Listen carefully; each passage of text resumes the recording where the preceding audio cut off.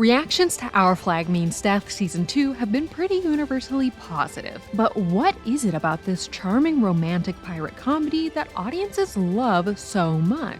Today, we're unpacking the show's deeper messages, taking a look at why the show works so well, and exploring where a possible Season 3 could take our favorite pirates. People have been enthralled by tales of pirates for eons. Swashbuckling rogues going against the grain and playing by their own rules to gain fame and fortune have captured the minds of audiences since the times when they were still sailing the high seas. So it comes as no surprise that Our Flag Means Death has cultivated its own cult following. But what is surprising is the way the show flips old tropes on their heads and creates its own radical new narratives. Well, the first two are like very, very talented pirates. The Badger's knackers.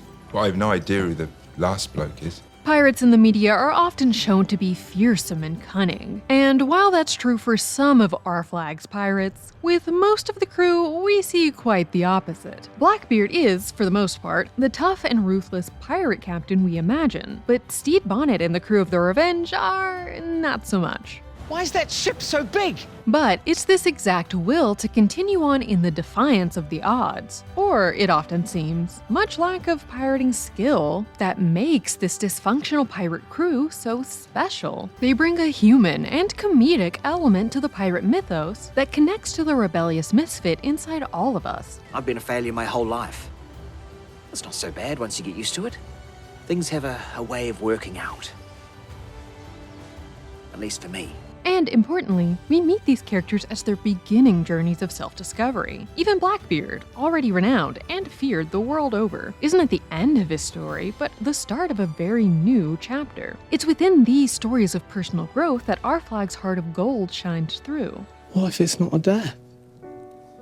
What if life just begins again? We're going to dive into the end of Season 2 and what it means for everyone in just a moment, but first let's take a look at what led up to that point and why it's made everyone love the show so much. Steed Bonnet has made some big strides since we first met him in Season 1. The bored rich guy who longed for more out of life has indeed created a life of adventure for himself, and even found real love. The show began by paralleling Steed's story with that of Pinocchio, as he reads about the doll becoming a real boy while simultaneously beginning his own journey to becoming a real pirate. Some men are born to be pirate captains.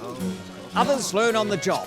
But it was never a straight line from point A to point B. No amount of money or charm or fancy clothes could buy him the life he really wanted. Instead of forcing him to hide away his true self and put on a steely facade like many stories would have, however, Steed is allowed to travel down this road of personal growth without being made to give up or snuff out the sparkling core of who he is. And this is a crucial element of all of Our Flag Means Death stories, that becoming who you're meant to be means embracing all of the things that make you you. You're a damn fine pirate.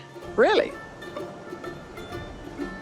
Anything in particular you like about my skill set? All right, let's not do this. She's here enough. Take the compliment with grace. Steed's foil, the sniveling minor prince Richard Ricky Baines, provides us an example of the way trying to build a personal brand around who you think you should be without actually being willing to work for it can backfire. Ricky is obsessed with Steed's story of leaving his life behind for the pirate world and attempts to follow in his footsteps. But instead of making the effort to truly embrace the pirate life, he instead looks for shortcuts to success. His attempts to bypass the personal growth and drudgery led him not to glory, but to losing his nose, recalling the saying that someone like Ricky would cut off their own nose to spite their face, and instead crawling back to the world he attempted to leave behind, and then working to keep anyone from trying to live the free pirate life. While Steed's journey certainly has its bumps and bruises, going through it all is worth it because it leads him to a life in which he feels truly happy. Ed Teach, aka Blackbeard, is already a legendary pirate when we meet him, and given how much one must toil to build that kind of name for themselves, you'd think he'd be content with his station. But his reputation has in fact made life feel too easy. He doesn't even really have to be fearsome anymore because people are already so afraid. This leads him to questioning what he really wants out of life, and is also what sparks his fascination with Steed. Seeing someone so boldly bumbling their way into new unknowns is enticing. You're a lunatic and I like it.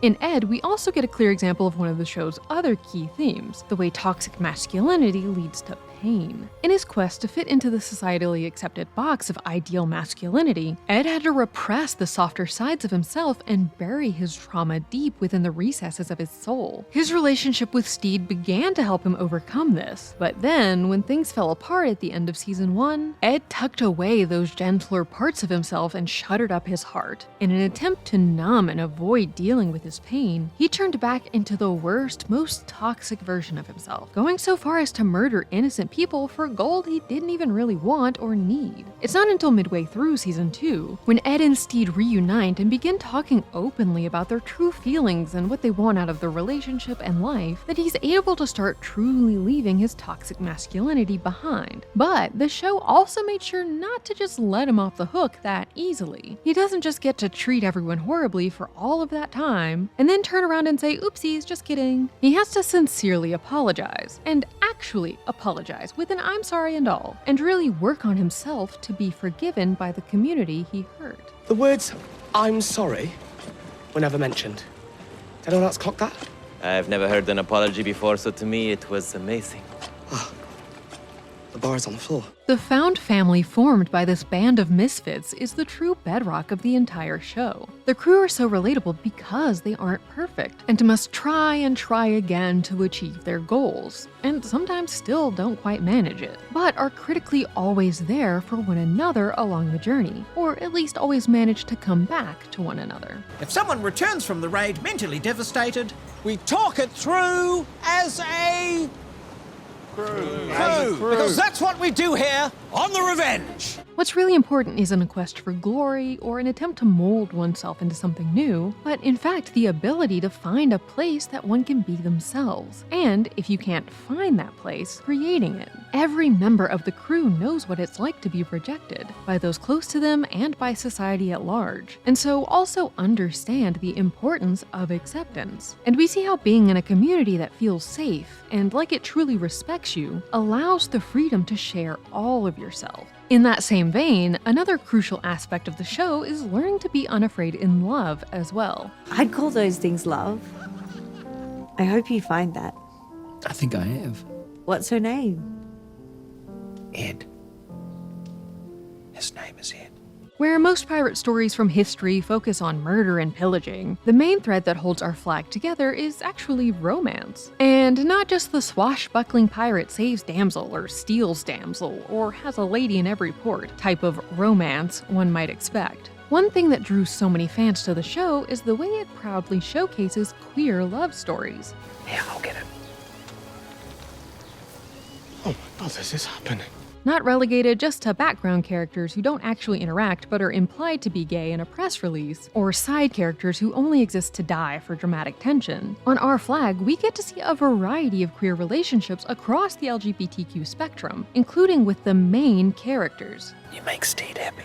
These relationships are properly fleshed out and developed over time, and given the space to grow in an organic, beautiful way. The show is wonderfully unashamed about its queer elements, from the relationships to smaller details like hanging pride flags in an 18th century pirate market.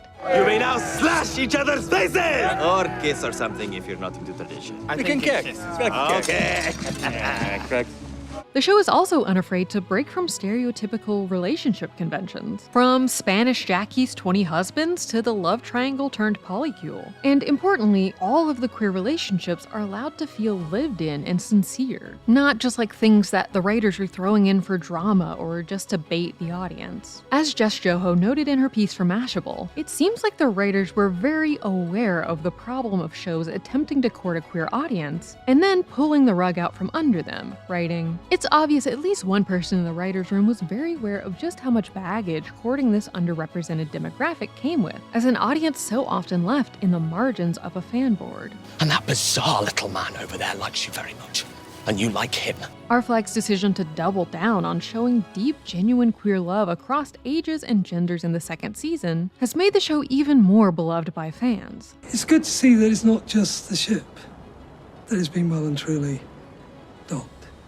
Whereas Season 1 ended with heartache and a cliffhanger, Season 2 concluded with several clear pledges to togetherness. The finale wasn't without its own twinge of sadness, as mean first mate turned beloved crew member Izzy succumbs to a battle wound and is laid to rest. But the main focus of the last episode of this season is the joining of forces. Lucius and Black Pete's wedding is a joyous moment, and it's also based on a real-life type of contract that existed during this era, in which sailor couples would essentially enter into a civil union, agreeing to care for and defend one another and share their incomes and property. As you might expect, many historians often hand-wave away the idea that these could have possibly been romantic unions. But thankfully, our flag has been unapologetic about showing the depth of Lucius and Pete's love for one another. Steed and Ed make their own kind of vows too, as they decide to leave the pirate life behind and start a new journey together, opening an inn. Jesus, what is that smell? Smells of the future, to me. After 2 seasons of relationship trials and tribulations, it's incredibly rewarding to finally get to see this pair have the opportunity to settle down and devote themselves to each other and their love. Of course, this doesn't mean things are now going to be perfect for them. As show creator David Jenkins told EW, "I just wanted to leave Steed and Blackbeard in a good place. Instead of seeing them get punished for following each other, I wanted to see a moment where they're all right. And it is just a moment. I think a relationship is going to take a lot of work for them." Ed and Steed deciding to take a new course in life also led to the start of a new adventure for the rest of the crew too, as they decided to rejoin forces on the Revenge, this time under Captain Frenchie. Beware of the new Revenge, dogs! While Season 3 hasn't been confirmed yet, Jenkins said, "We have a lot of ideas for a 3rd season, and there's a lot more story to tell. So we're hoping that we will get to see at least one more adventure with all of our favorite pirates. It would be great to see Ed and Steed deal with the part of relationships we don't see as often on screen. The, well, relationship part. Stories often hinge on the rush of getting together or the drama of breaking up, but just seeing 2 people who love each other work to keep their relationship alive in the long term would be a great turn for our flag to take." The show touched on the work required to keep the spark going with Mary and Annie. You're hot for each other now, but eventually your charms will lose impact and become annoyances. Fun and games are all that's left. And seeing how Ed and Steed continue to find ways to help one another grow and strengthen their relationship could be an interesting narrative of its own for the 3rd season. This would also likely mean grappling with both men having to fight off their own tendencies to run, not just from pain, but from boredom. The show began with both Steed and Ed looking to leave their dull lives behind for something more exciting, and long-term relationships can start to feel routine and lose their fire. So the pair will have to work together to keep the spark alive. Whatever happens, we're sure that they won't be able to give up the thrill of the pirate life for long. So maybe they'll be hiring an innkeeper and heading right back out to join the Revenge crew on a whole new set of adventures. The flag's supposed to be scary. Yeah, cats are terrifying. Everyone knows that. Because they're witches. And they got knives in their feet. That's the take. Click here to watch the video we think you'll love, or here to check out a whole playlist of awesome content. Don't forget to subscribe and turn on notifications.